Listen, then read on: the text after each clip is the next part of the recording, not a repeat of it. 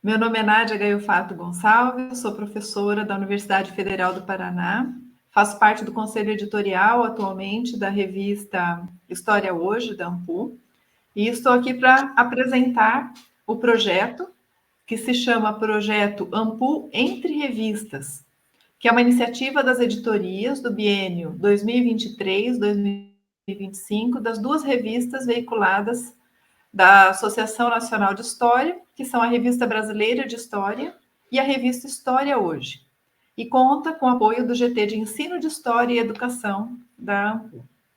Esse projeto visa ampliar a visibilidade do amplo acervo constituído pelas duas revistas ao longo dos anos. Isso se dará por meio da mobilização dos respectivos conselhos editoriais para selecionarem temas, autores, artigos para serem rememorados junto à comunidade historiadora, por meio de entrevistas com autores que serão publicadas no canal da AMPU no YouTube e também transformadas em podcasts em uma perspectiva de divulgação científica. Esperamos que essa ação possa provocar seu interesse em conhecer ainda mais esses periódicos que há tanto tempo têm contribuído para o fortalecimento da história e do ensino de história como áreas do conhecimento acadêmico, científico, indispensáveis a qualquer projeto de sociedade democrática. Junte-se a nós e não deixe de seguir e se inscrever em nossos canais e redes sociais. Então, nesse primeiro momento, que nós vamos fazer a primeira entrevista vinculada, então, à revista História Hoje, que tem como foco central o ensino de história. A nossa convidada é a professora Ana Maria Monteiro, que eu vou apresentar brevemente aqui. A professora Ana Maria Ferreira da Costa Monteiro é professora emérita da Universidade Federal do Rio de Janeiro, doutora em Educação pela PUC do Rio e realizou estágio doutoral na Universidade Federal de Pernambuco. Ela também é bolsista de produtividade em pesquisa do CNPq e integra o quadro permanente do Programa de Pós-Graduação em Educação da UFRJ e do Programa de Pós-Graduação em Ensino de História, o mestrado profissional Prof. História. Suas pesquisas nas áreas do currículo e ensino de história focalizam a relação dos docentes com os saberes que ensinam, em diferentes contextos curriculares de atuação e formação, no contemporâneo e em perspectiva histórica, com atenção para as potencialidades da indução profissional docente. Então, a gente dá as boas-vindas à professora Ana Maria Monteiro, agradecendo ter aceito o convite, estar aqui conosco, né? A professora Ana Maria é considerada, vamos dizer, Ana, uma das papisas do nosso campo de ensino de história. Então, não foi à toa, né, que é uma das primeiras convidadas que fazemos para esse projeto da revista História Hoje. Então, seja bem-vinda e a gente já agradece aqui antecipadamente, né, a sua participação. Se você quiser falar alguma coisinha antes, daí a gente já começa com as perguntas depois. Então, boa tarde, Nádia. Quero inicialmente parabenizar a AMPU, né, e o corpo editorial das revistas por essa iniciativa que eu acho muito importante e muito necessária em relação a tornar melhor conhecida esse patrimônio que a AMPU tem constituído ao longo dos anos, né? A Revista Brasileira de História há mais tempo, né? E a Revista História Hoje há menos tempo, mas não menos importante. E essa estratégia, né, desse projeto entre revistas, né, e convidar autores para comentar sobre o processo de escrita, de elaboração, da emergência dos temas e discussões, muito, muito interessante, e tenho certeza que vai ser um sucesso. E mais uma frente de atuação da AMPU, né, nesse movimento que a gente já não tem dúvida nenhuma que é super necessário, da divulgação científica, né, nesse país, no nosso país. Então, agradeço muito o convite e a oportunidade de estar aqui e de falar das minhas pesquisas. Então, Ana, você tem dois artigos publicados na revista História Hoje. Um deles se chama Formação de Professores entre Demandas e Projetos, publicados no volume 2, número 3, em 2013. E o outro artigo é em parceria com a Mariana de Oliveira Amorim, na época doutoranda, né? Potencialidades das narrativas de si em narrativas da história escolar, que está no volume 4, número 8, de 2015. Então, as perguntas, Ana, vão ser direcionadas a esses dois materiais, né, que estão na revista História Hoje. Então, a primeira questão.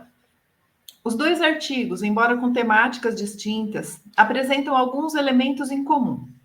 Dentre eles, a questão do lugar de fronteira do ensino de história entre a educação e a história, e a consequente implicação em relação a referenciais teórico-metodológicos mobilizados para a pesquisa neste campo.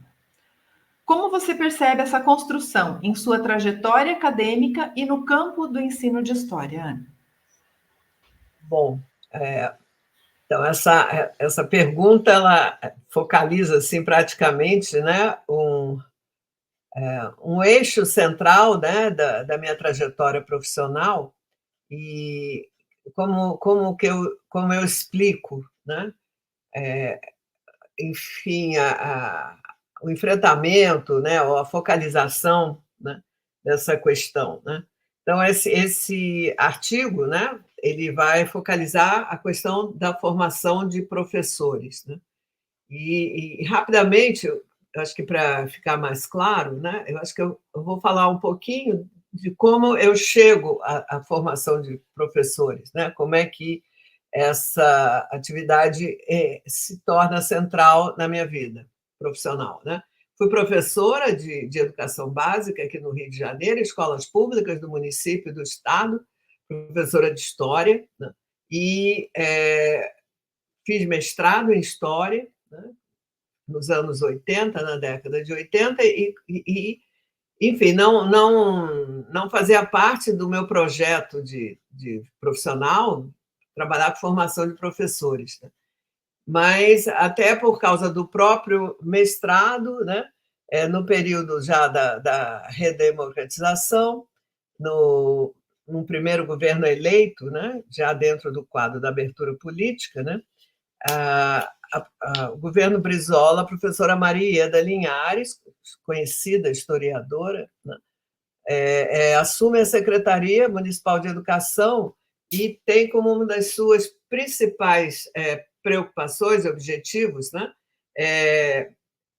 reimplantar o ensino de História e de Geografia nos currículos das escolas municipais, retirando o ensino de Estudos Sociais que tinha sido implantado com a Lei 5.692 em 71. Né? E aí ela cria grupos de trabalho para reformular não só o currículo da área de História e Geografia, mas todas as áreas curriculares. E, enfim, não vou aqui detalhar, né? Eu acabei convidada para fazer parte desse grupo, porque era um ponto central da professora Mariana que esse grupo fosse formado por professores com experiência, né, de aula, de escola, que estivessem atuando nas escolas. Então, a partir dessa experiência, da reelaboração da proposta, da organização, da reorganização interna, da burocrática, da localização dos professores, né, enfim, e fazendo parte desse trabalho, repensar uma proposta para o ensino de história atualizada com as questões da época, né, em relação a questões teóricas da produção do conhecimento historiográfico, eu fui me envolvendo e ficando muito fascinada com esse trabalho, né, e também com a participação em reuniões que nós realizávamos com professores nas escolas para apresentar essa nova proposta. E reuniões nas quais nós éramos recebidos com muita alegria, quase euforia pelos professores. por questões políticas de mudança de governo, eu saí desse trabalho da Secretaria Municipal de Educação, mas em 91 fui trabalhar, né, no Programa Especial de Educação, que tinha como foco a implantação das escolas de tempo integral, os CIEPs, aqui no estado do Rio de Janeiro, que foi outra experiência muito importante, muito marcante, e que me fez começar a ter certeza que era isso que eu queria fazer e que eu gostava de fazer. A oportunidade, então, surgiu de um concurso na UFRJ, em 1994, para trabalhar com didática e prática de ensino de história, e eu concorri e fui aprovada em primeiro lugar, então fui assumir, né, um cargo nesse lugar de formação localizado pelas estruturas da época na Faculdade de Educação, né?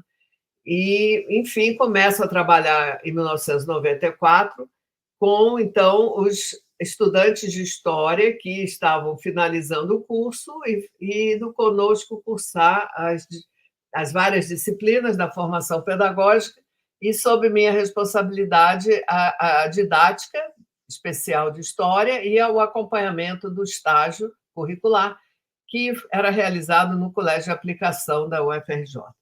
Bom, então, essa experiência, né, ela começa a me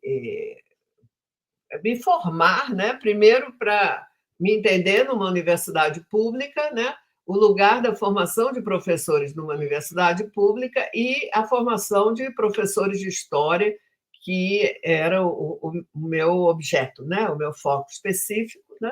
Começo a ficar muito impressionada com o lugar pouco importante da formação de professores na universidade, principalmente na Universidade Federal do Rio de Janeiro, que é uma universidade reconhecida, muito importante pela sua produção científica na área biomédica, tecnológica, e na qual a formação era vista num lugar menos importante, né? E isso começa a me mobilizar, né? Enfim, aí, quando eu decido cursar o doutorado, que eu iniciei em 97, fiz na PUC do Rio, também na área de educação, mas onde a minha pesquisa se voltou para a compreensão, né, desse lugar, né, da docência, né, no qual o professor desenvolve o que eu tenho chamado de uma sua relação com o saber e como ele mobiliza esses saberes, né? Quer dizer, buscando uma perspectiva sociocultural, política também e epistemológica, de entender essa produção de saberes no âmbito das aulas, no caso de história, né?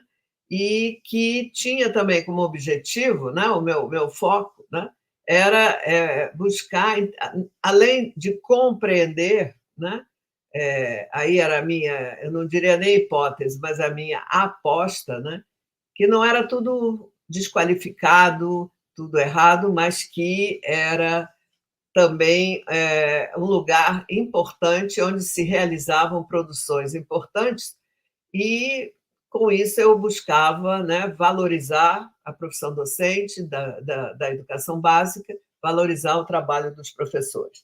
Então, a elaboração desse artigo, ele se dá, eu já estava há 10 anos, praticamente, na universidade, e um balanço dos estudos que eu tinha feito, das leituras, eu já tinha concluído o meu doutorado, que eu concluí em 2002, então eu querendo situar historicamente e profissionalmente e politicamente a formação de professores no âmbito da universidade. Então, obrigada, Ana. Sobre esse artigo, particularmente de formação de professores, eu estava relendo para poder pensar assim esse momento, e eu achei assim que o diagnóstico que você faz é brilhante. E envolve, para quem não conhece o trabalho, a história da formação de professores no Brasil. Você vai falando um pouco dessa trajetória, demandas e desafios que você identificava em 2013 e o papel da universidade e seus currículos na formação desses professores. Então, de lá para cá, a gente teve bastante mudança, né? Mais de 10 anos já, algumas. Nas normativas, com as resoluções do Conselho Nacional de Educação de 2015 e de 2019, PIBID, História, curricularização da extensão, a epidemia, né, de Covid-19, que trouxe outras questões para a escola inteira, não só, né, para a história, a escola sem partido, negacionismos, revisionismos ideológicos, plataformização do ensino, enfim, né? Muitas coisas novas, mas que não significam a superação das demandas que você já identificava lá em 2013. Então, a partir das reflexões que você traz nesse artigo e desses novos desafios, o que você entende como essencial na formação promovida nas universidades para a docência em história? Com o que a gente deve estar centralmente se preocupando nesse momento? Bom, a origem, né, do artigo, né, surge, né, dessa minha surpresa inicial ao ingressar na universidade, né, e verificar que o que é chamado, se convencionou chamar de modelo 3+1, né, da formação de professores no Brasil, 3 anos de bacharelado mais 1 ano de formação pedagógica, inventado em 1939 com a criação da Faculdade Nacional de Filosofia e de Filosofia, Ciências e Letras lá na USP, em São Paulo, aqui no Rio, né, na Universidade do Brasil, ele se mantinha ativo, né? E esse modelo tinha se constituído como uma tradição com fortes raízes, né? Houve já de muitas críticas, mas não se havia uma dificuldade muito grande de superar e atualizar esse modelo de formação a partir das contribuições das pesquisas e estudos na área de formação de professores. Né? Então, 2002, 2001, né, tinham sido aprovadas as diretrizes para os cursos de graduação, entre eles o de História. 2002, diretrizes para a formação de professores, né, que propõe uma mudança muito grande, né, implantando o que ficou conhecido como uma racionalidade prática. Né? A carga horária prática foi muito ampliada mas, enfim, uma resistência muito grande, né, de parte dos vários cursos de implementar essas mudanças. Né? O curso de História com uma resistência muito grande mesmo, né? E aí me leva a pensar o artigo e problematizar. Né? Quer dizer, e o que eu questiono ali era assim, que a formação de professores era acusada, responsabilizada pela crise na educação brasileira. E eu, nesse artigo, eu procuro problematizar e questionar que não é bem assim, né? São vários fatores. E já naquele momento, a questão das políticas de accountability já se instituindo no Brasil, né? Um controle muito forte em cima dos professores e a tentativa de obter resultados a partir de pagamento de vantagens, complementos salariais. Aí, hoje, passados 10 anos, né, o que eu acho que eu vejo? Muitos desses problemas não foram superados, os cursos foram reformulados, isso sim. Né? Por exemplo, o curso de História da UFRJ, né, ele agora já tem no seu currículo disciplinas, os alunos estudam História do Ensino de História, estudam a questão das relações étnico-raciais como disciplina obrigatória, né? Participam de atividades práticas já durante o curso de licenciatura.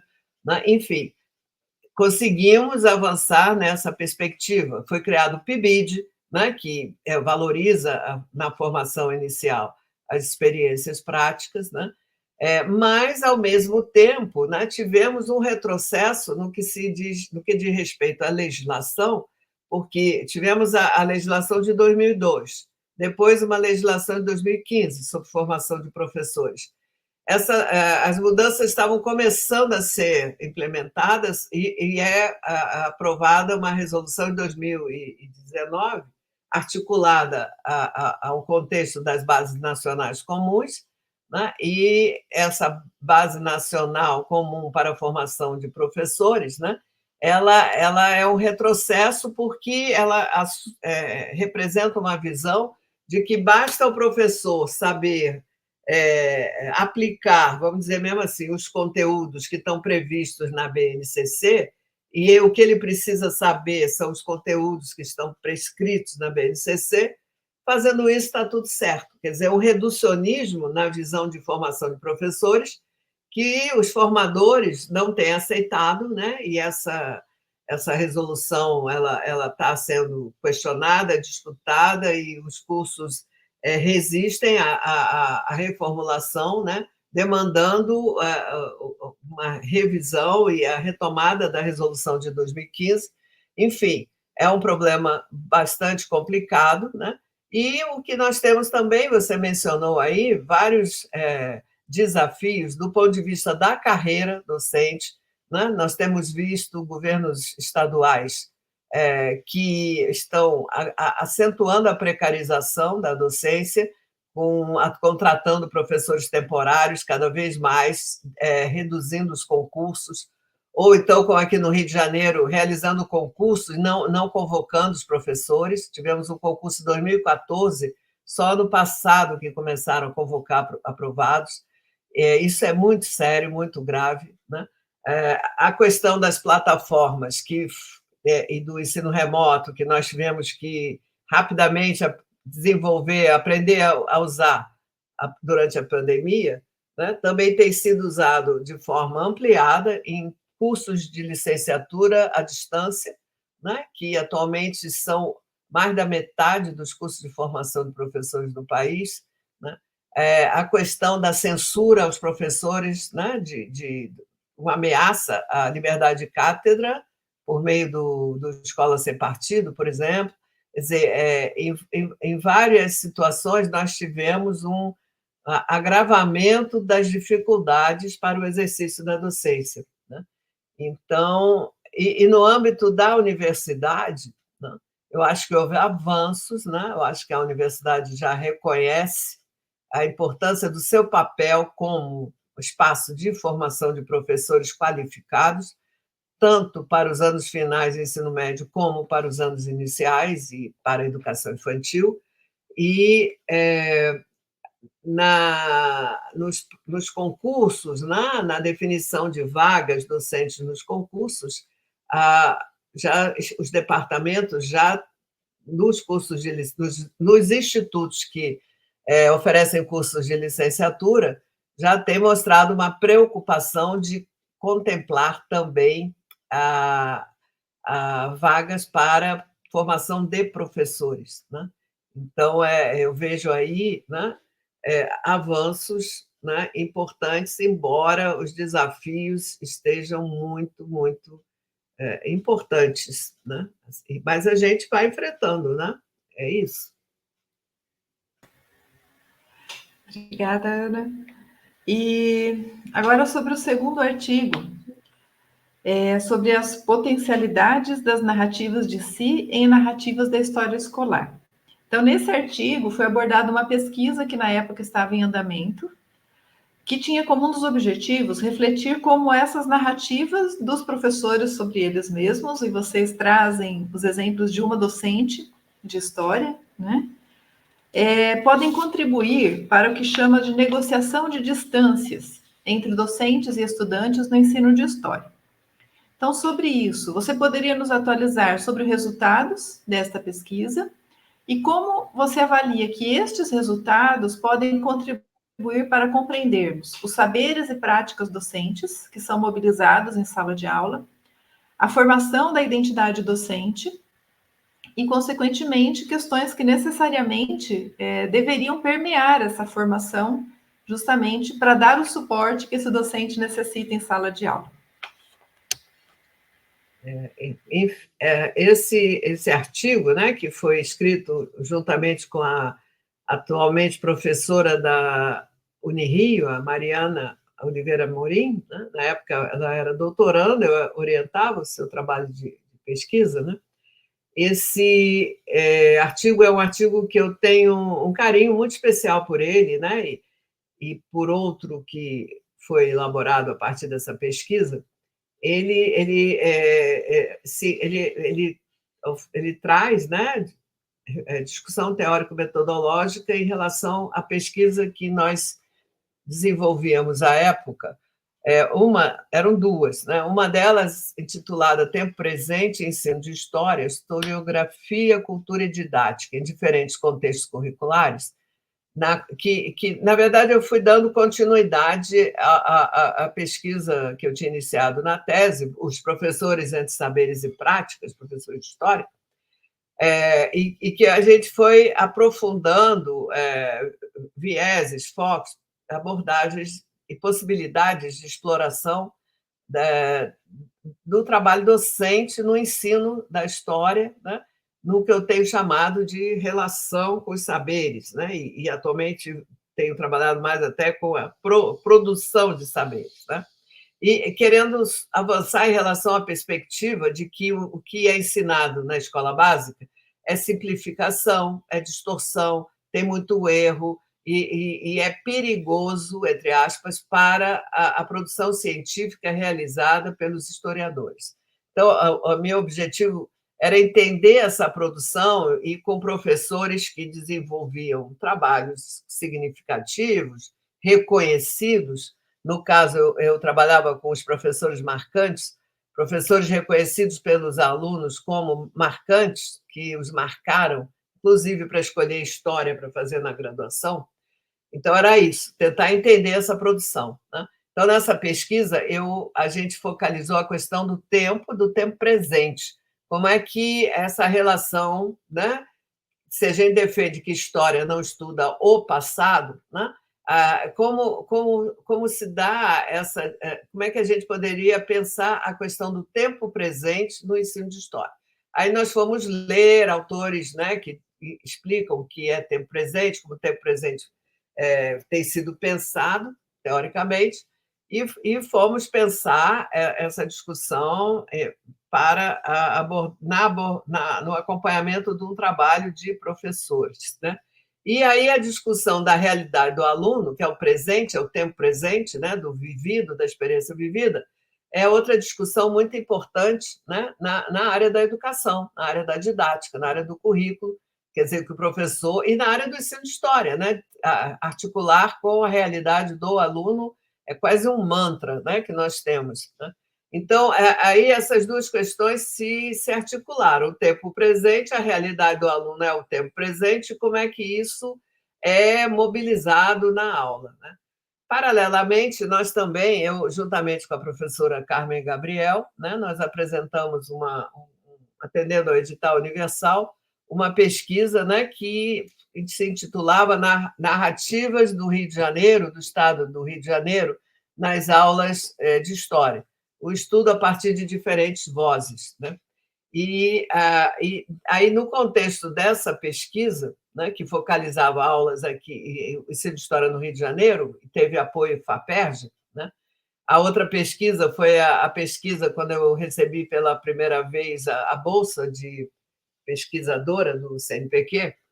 Então, essa outra era a FAPERJ, né? Nós começamos, enfim, as questões se enrolavam, e a partir dessa pesquisa, nós fomos ler autores que trabalhavam com narrativas, e aí chegamos à narrativa de Si, a autora Delory Monberger, que trabalha com pesquisa biográfica, autobiográfica, né?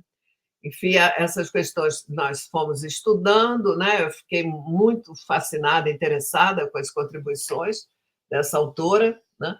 E ao encontrar professores que concordaram, né, em participar da pesquisa, no caso, essa é uma professora de uma escola na Tijuca, bairro aqui da Zona Norte, e aí começamos aí prestando atenção nisso, né, a observar e a registrar situações em que no caso ela trazia experiências pessoais de vida para ilustrar a aula, né?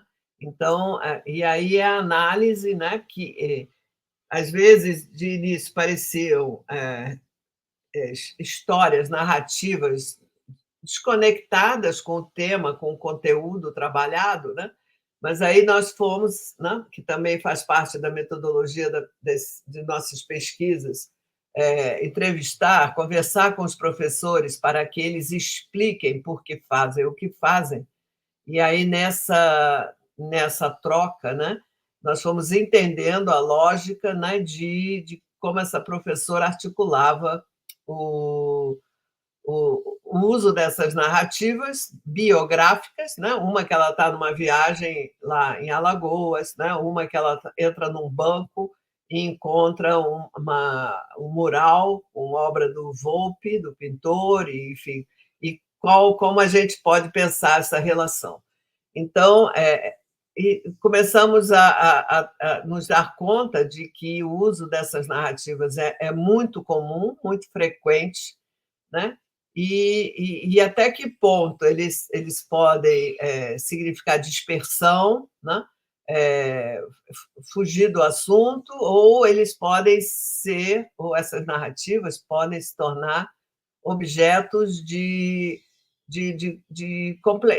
forma de complexificar, de tornar mais densa a análise possível na relação com o conteúdo ensinado. No caso, era o governo Vargas, né? E governo Dutra, que ela estava tratando. Né? Enfim, o resultado dessa pesquisa, né? Um deles foi a publicação desse artigo na revista História Hoje, né? Para divulgação, e nós também publicamos esse livro, né? Pela editora Mauad, Narrativas do Rio de Janeiro nas Aulas de História, que apresenta também capítulos de autoria de outros colegas que participavam do projeto. Né? Eu tenho aqui um artigo que é intitulado Entre o Vivido e o Narrado, Sentidos de Rio de Janeiro em Aulas de História, que foi escrito juntamente com a Adriana Ralejo, que na época era doutoranda, atualmente já é professora, e a Mariana Amorim também. Eu agradeço, Ana. Acho que são artigos assim que não são datados, né? Eles trazem bastante elementos. Eu mesma relendo, já fiquei pensando assim nas minhas aulas na graduação, com os alunos de estágio, com as disciplinas de metodologia, né? Quanta contribuição relevante traz e novas perspectivas. Até fiquei pensando assim, narrativas de si, sobre a questão até das observações que eles fazem nos estágios, né? De prestarem atenção nessa dimensão que acabam sendo estratégias docentes, como vocês analisam, né? Para fazer um caminho, né? Para conduzir uma reflexão para os alunos a partir de experiência vivida, e isso é muito interessante, muito instigante. Então, o tempo é curto, a gente quer agradecer, então, Ana, por ter compartilhado um pouquinho com a gente dessas reflexões. Esperamos que quem assista esse vídeo se sinta motivado a ir buscar e conhecer esses 2 artigos da professora Ana Maria Monteiro, mas também tantos outros materiais maravilhosos que a gente tem na história hoje, que demonstram, né, a riqueza de pesquisas no campo do ensino de história e que trazem contribuições muito significativas para que a gente possa continuar nas produções desse campo de pesquisa, mas também pensar, né, como esse material produzido nos auxilia na formação que a gente promove na universidade em relação à formação de professores. Então, a gente quer agradecer, né, quem esteve aqui conosco, convidar para que, então, acessem os sites das revistas, tanto a História Hoje quanto a Revista Brasileira de História, que se inscrevam no canal do YouTube da AMPU, que reforcem a divulgação, né, desse programa, desses materiais e de outros que a AMPU desenvolve e disponibiliza, porque com certeza são subsídios muito importantes para o campo e também, né, para a docência. Então, a gente agradece e esperamos, né, que na continuidade desse projeto outros novos temas e autores e autoras interessantes possam ser mobilizados. Até mais. Obrigada mais uma vez, Nádia, e desejo e tenho certeza do sucesso desse projeto. vai ser mesmo muito importante.